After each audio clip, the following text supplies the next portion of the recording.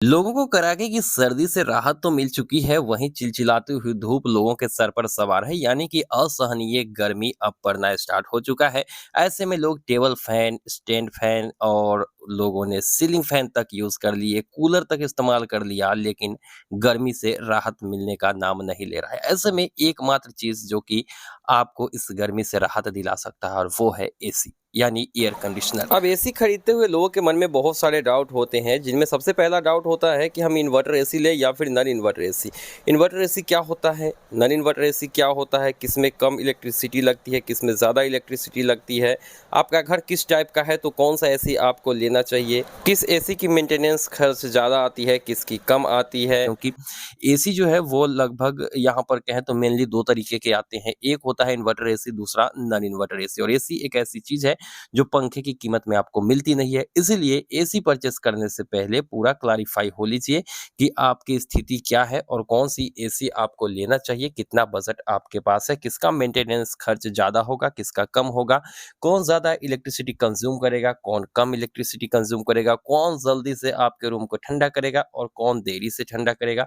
सब कुछ जानने के बाद ही एसी परचेस करेंगे तो बेहतर होगी, क्योंकि ये चीज़ें जो है बार-बार नहीं ली जाती है। अब ऐसे में सवाल उठता है कि हम कौन-सा एसी परचेज़ करें भाई?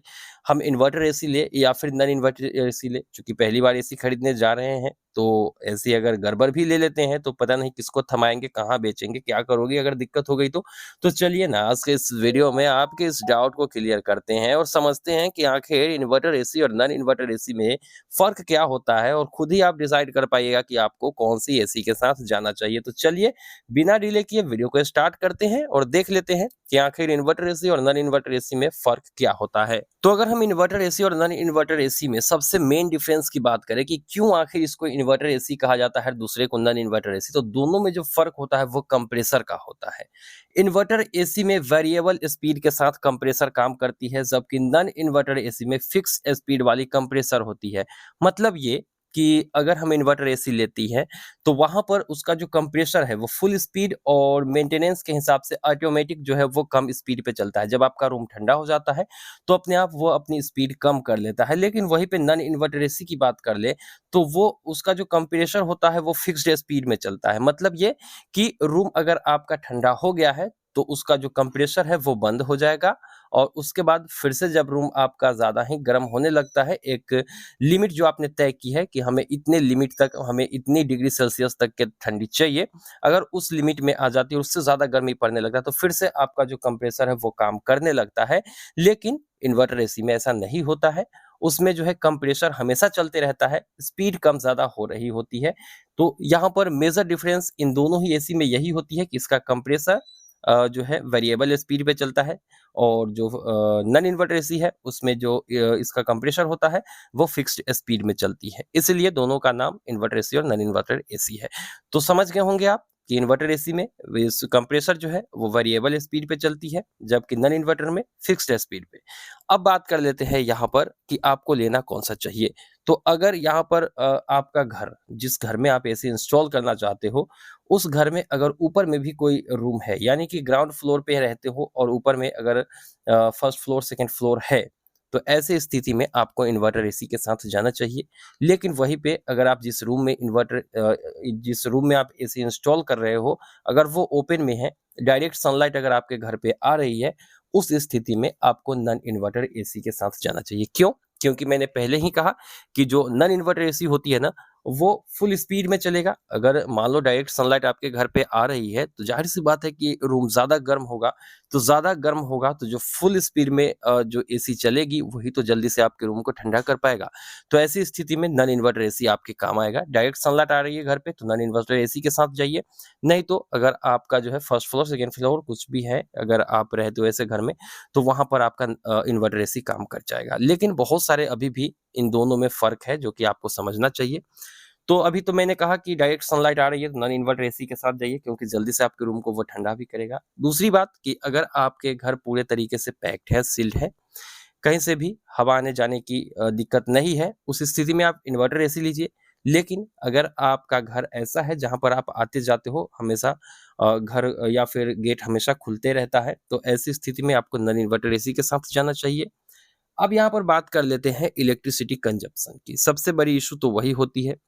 तो इलेक्ट्रिसिटी कंजम्पशन की बात कर लेते हैं, तो इन्वर्टर एसी आपका कम इलेक्ट्रिसिटी कंज्यूम करता है। नॉन इन्वर्टर एसी में ज़्यादा इलेक्ट्रिसिटी लगती है और ज़ाहिर-सी बात है, डायरेक्ट अगर इसका कंप्रेसर काम करेगा फुल स्पीड में, तो ऐसे में या तो वो फुल स्पीड चलता है, नहीं तो बंद हो जाता है। तो ऐसे में आपका जो है इलेक्ट्रिसिटी ज़्यादा कंज्यूम होगा। तो ये चीज़ें हैं।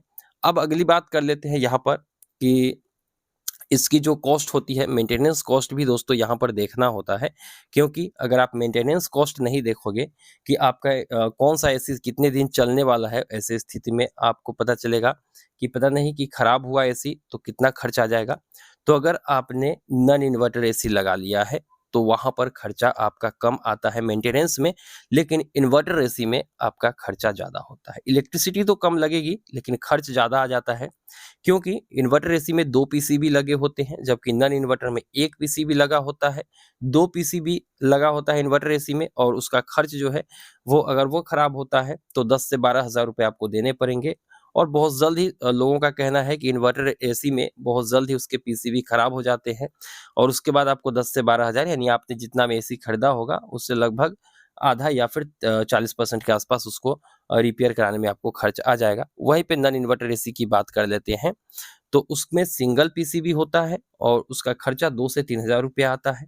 लेकिन दुःख की बात ये है दोस्तों कि कंपनियों ने नॉन इन्वर्टर एसी बनाना ही बंद कर दिया है। अभी ज़्यादातर एसी जो है वो इन्वर्टर एसी आ रहे हैं, जो कि आपके रूम को भी ठंडा करने में थोड़ा ज़्यादा वक़्त ले लेता है, लेकिन इलेक्ट्रिसिटी कम कंज़्यूम करता है।